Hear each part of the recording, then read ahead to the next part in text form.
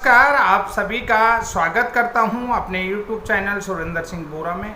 साथियों, इस समय सबसे बड़ी खुशखबरी NIVS संस्थान से ब्रिज कोर्स करने वाले प्रशिक्षित अभ्यर्थियों के लिए आ रही है और यही खुशखबरी जो है NIVS DLED के लिए भी हो सकती है, क्योंकि जो MHRD का डायरेक्शन था, MHRD का दिशा निर्देशन था, वो अनट्रेंड टीचरों के लिए और जो BEd प्रशिक्षित अभ्यर्थी थे 6 महीने के ब्रिज कोर्स के लिए, दोनों के लिए लगभग सेम कंडीशन थे और सेम डायरेक्शन था। केवल ट्रेनिंग का ड्यूरेशन पीरियड अलग अलग था। ये मैं आप लोगों को बताता हूँ कि जो ट्रेनिंग का पीरियड था, ड्यूरेशन पीरियड था, वो हर किसी का अलग अलग था।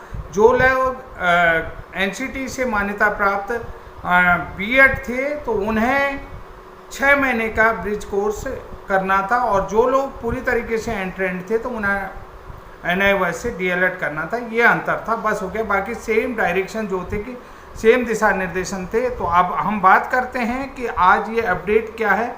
कि सबसे पहले हम जानते हैं कि ये अपडेट, और इस अपडेट के बारे में हम यहाँ पर देखेंगे कि ये अपडेट आप लोगों को वीडियो के माध्यम से, और जो NIVS से आया हुआ है वो अपडेट हम ये वीडियो के माध्यम से आपको दिखा रहे हैं और आप इसको देखिएगा।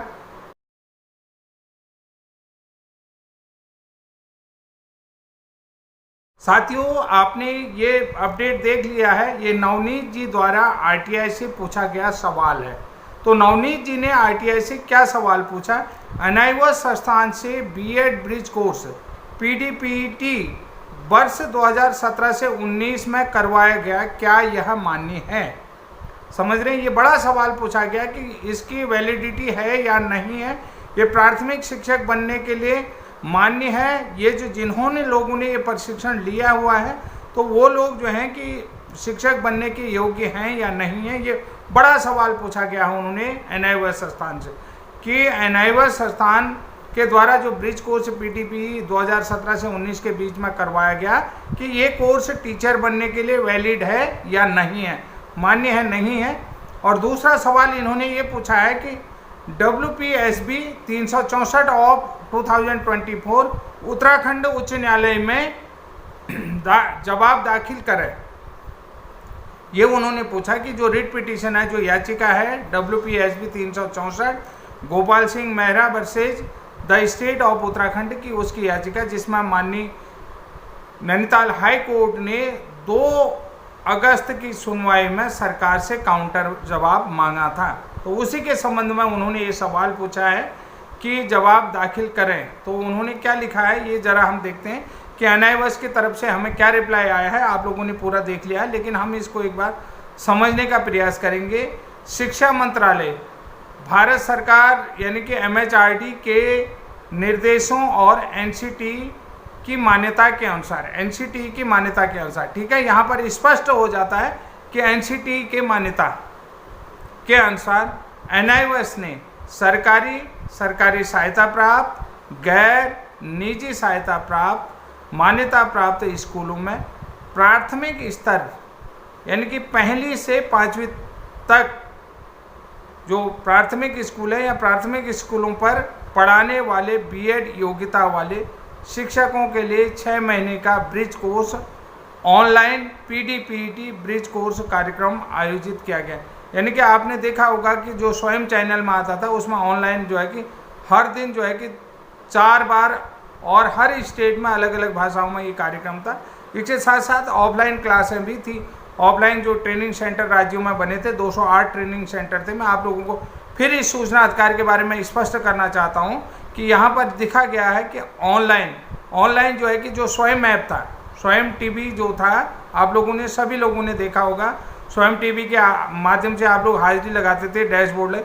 ऑनलाइन PDPET ब्रिज कोर्स कार्यक्रम आयोजित किया गया था और PDPET कार्यक्रम से संबंधित सभी गतिविधियां 31 मार्च 2019 तक पूरी कर ली गई हैं।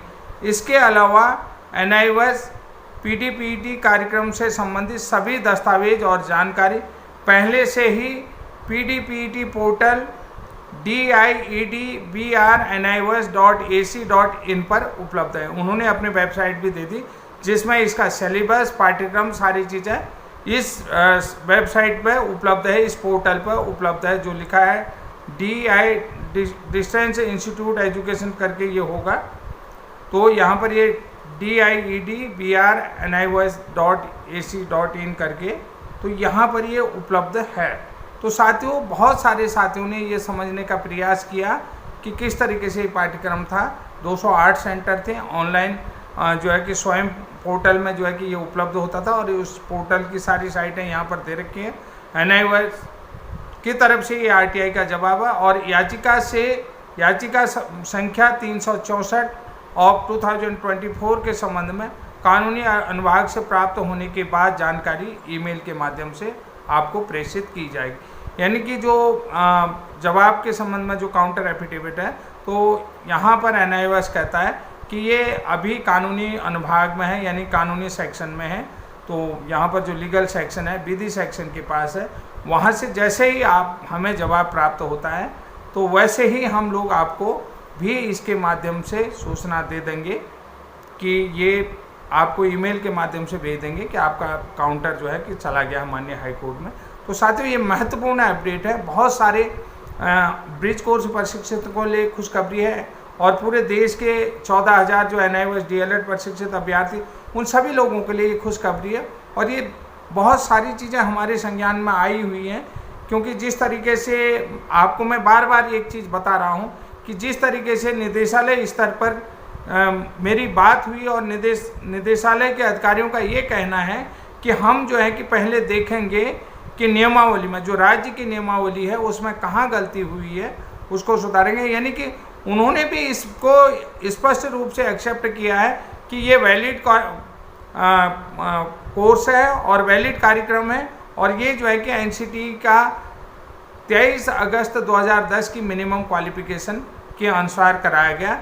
यानी कि ये जो है NCT द्वारा निर्धारित मिनिमम क्वालिफिकेशन है, जिसके लिए MHRD की तरफ से 9 साल दिए गए थे। इस मिनिमम क्वालिफिकेशन को कंप्लीट कराने के लिए गवर्नमेंट ऑफ इंडिया की तरफ से 9 साल दिए गए थे।